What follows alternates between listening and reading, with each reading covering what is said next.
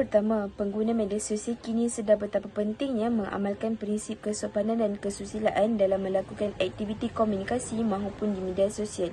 Ini telah membuktikan bahawa telah diterapkan dalam diri mereka dari kecil lagi setiap prinsip rukun negara untuk diamalkan dalam kehidupan seharian. Masyarakat juga telah didedahkan dengan setiap prinsip rukun negara dari sekolah lagi, kerana hal ini dapat melahirkan sebuah masyarakat yang kukuh jati diri tanpa sama sekali mengganggu gugat apa yang sudah dipelajari dalam diri seseorang meskipun berinteraksi di media sosial. Dengan ini terlahirnya sebuah masyarakat dan rakyat Malaysia berjati diri kukuh dalam menjalani kehidupan seharian, berpegang teguh kepada prinsip-prinsip rukun negara. Alah bisa tegal biasa, penghayatan dan pengamalan prinsip rukun negara yang diterapkan dari kecil lagi kini menjadi tunjang utama dalam diri supaya sentiasa beramal dengan rukun negara. Tuntasnya, sebagai pengguna media sosial yang berhemah, sewajarnya kita mempunyai nilai hormat menghormati demi menjunjung tinggi rukun negara sebagai tanda cinta akan Malaysia. Untuk soalan nombor 3, kajian yang kami tepati, majoriti berpendapat diri mereka tidak pernah berikan komen-komen negatif pada pengguna media sosial lain. Namun masih terdapat pengguna secara minor ni menyatakan diri mereka pernah melakukan perkara tersebut. Ini bermakna kebanyakan responden tidak pernah memberikan komen-komen yang negatif kerana individu terbabit bertanggungjawab atas tingkah laku mereka di media sosial berdasarkan prinsip kesopanan dan kesusilaan. Komen-komen negatif ini akan dilihat sebagai cerminan budaya sebuah negara dan ini juga memberikan imej buruk kepada sebuah negara. Contohnya, semasa berlaku Sukan Olimpik 2020, terdapat sebilangan rakyat Malaysia menyerang atlet pelumba basikal trek dari Britain, Jack Carlin, di media sosial miliknya. Kisah itu sudah cukup memburukkan imej negara di mata dunia kerana telah menampilkan sifat yang buruk ke atas masyarakat Malaysia.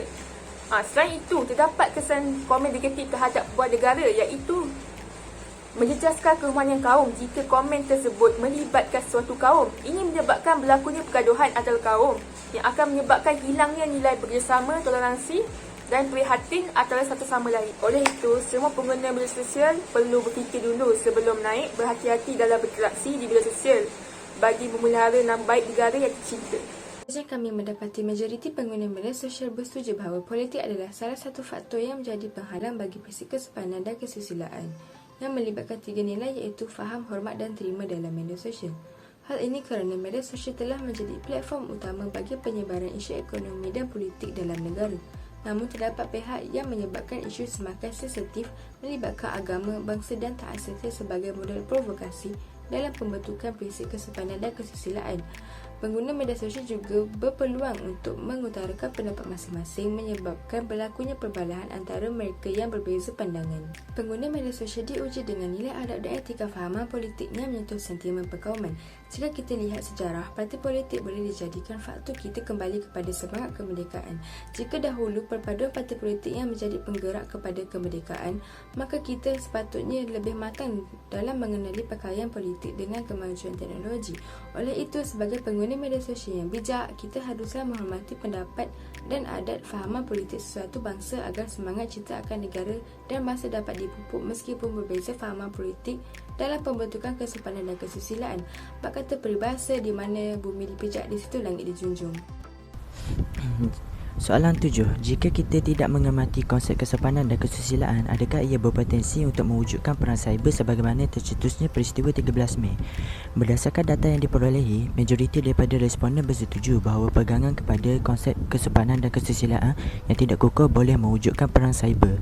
Hal ini bermakna kebanyakan responden peka tentang kepentingan konsep kesopanan dan kesusilaan dalam kehidupan seharian.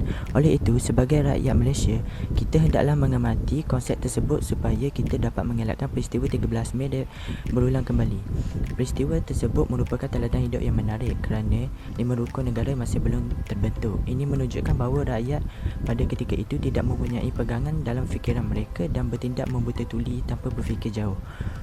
Walaupun telah wujudnya perpaduan kaum ketika itu, ia telah disalahguna untuk melakukan kerusuhan, keganasan menyebabkan berlakunya pembunuhan serta menjatuhkan maruah kaum. Perpaduan kaum sepatutnya digunakan untuk kebaikan, bukan keburukan.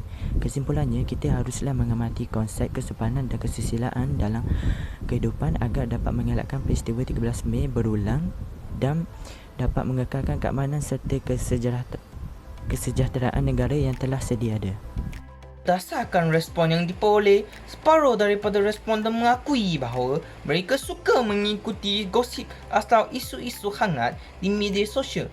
Hanya separuh responden yang faham bahawa gosip tiada manfaatnya, malah fitnah dan aib dalam gosip akan menjejaskan akhlak dan akidah masyarakat. Berhubungan dengan respon pada soalan 9 yang menunjukkan majoriti responden faham bahawa fitnah dan buli cyber merupakan jenayah, dapat dibuktikan bahawa mereka sebenarnya perasan tindakan mereka terpesong daripada kesopanan dan kesusilaan, namun pandang enteng terhadap akibat tindakan mereka. Akhir kata, saya harap masyarakat dan pihak kerajaan akan bertindak untuk menyebarkan kesedaran supaya membasmi pengungsian segala bentuk fitnah di media sosial supaya setiap individu memiliki nilai-nilai kemanusiaan serta mempunyai sifat kesusilaan dengan baik dalam bentuk perpaduan masyarakat yang bebas daripada hasad dengki.